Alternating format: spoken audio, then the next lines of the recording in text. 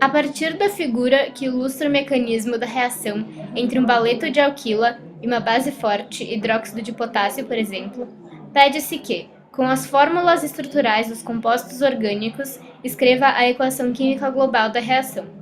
Se somarmos as duas etapas, somando os reagentes com reagentes e os produtos com produtos, chegaremos a essa equação. Percebe-se que o mesmo elemento se repete em ambos os lados da equação, ou seja, eles se anulam, resultando na seguinte equação global. Em seguida, nos é dada a fórmula da velocidade da reação e pede-se que indique a etapa lenta da reação.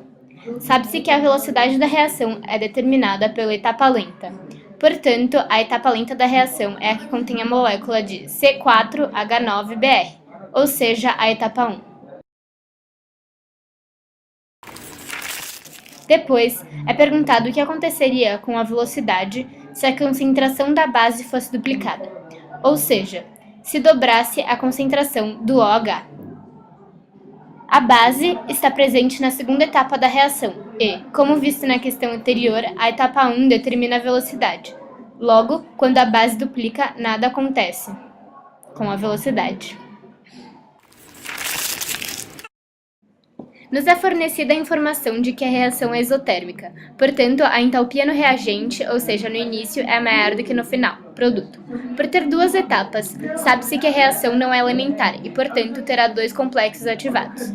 Além disso, por ser exotérmica, a variação da entalpia é negativa. Por fim, teremos então duas energias de ativação nos dois complexos ativados.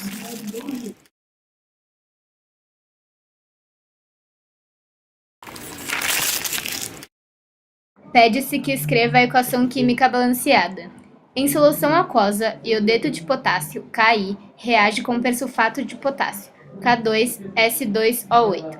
A formação de iodo, I2, e de sulfato de potássio, K2SO4. Vê-se que entram 3 átomos de potássio, porém saem apenas 2 na molécula de sulfato de potássio. Além disso, o iodo do produto é composto por 2 Is. Assim, podemos concluir que entram 2 moléculas de iodeto de potássio e saem 2 moléculas de sulfato de potássio.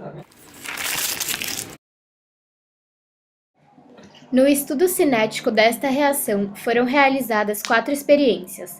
Em cada uma delas, foram misturados volumes adequados de soluções estoques dos 2 reagentes, ambas de concentração 4,0 vezes 10 a menos 1 mol por litro, e, a seguir, foi adicionada água até que o volume final da solução fosse igual a 1 litro.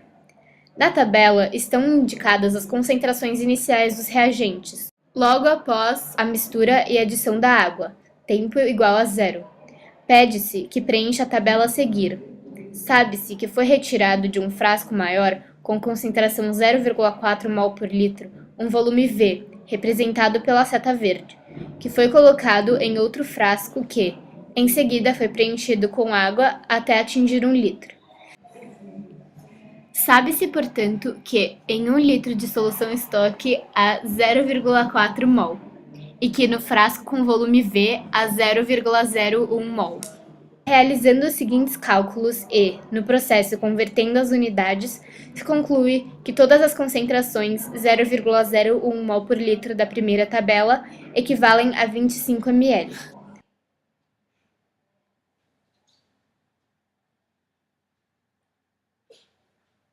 O mesmo raciocínio é válido para as concentrações 0,02 mol por litro, o que resulta em outra regra de 3, que conclui que todas as concentrações de 0,02 mol por litro da primeira tabela equivalem a 50 ml.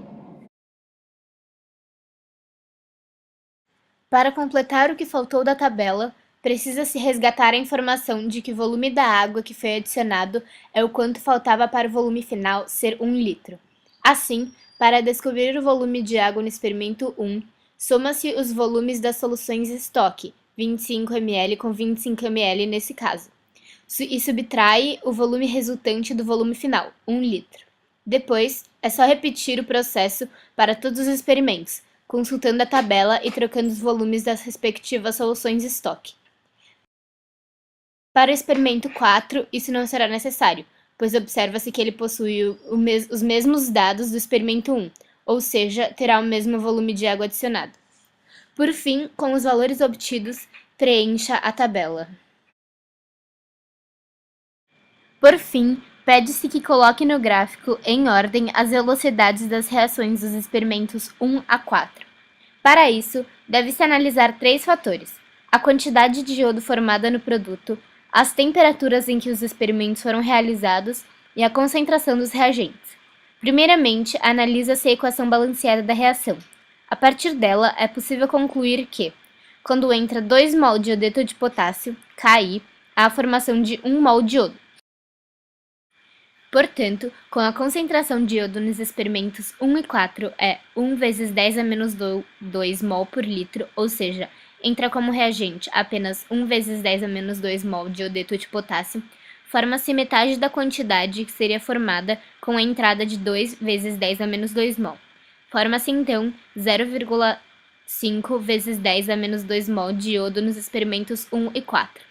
Logo, como entram 2 vezes 10 a menos 2 mol de iodeto de potássio nos experimentos 2 e 3, neles é formado 1 vezes 10 a menos 2 mol de iodo. Para diferenciar as velocidades de 1 e 4, analisa-se a concentração do outro reagente e a temperatura. Por a concentração ser igual, analisa-se apenas a temperatura. O experimento 1 foi realizado em uma temperatura mais baixa do que o 4. Assim, demorou mais para reagir. Conclui-se que o experimento 1 foi mais lento e o 4 o penúltimo mais lento. No caso dos experimentos 2 e 3, as temperaturas são iguais. Portanto, analisa-se a concentração de reagente. Por ter maior concentração de reagente, pode-se concluir que o experimento 2 é mais lento do que o 3.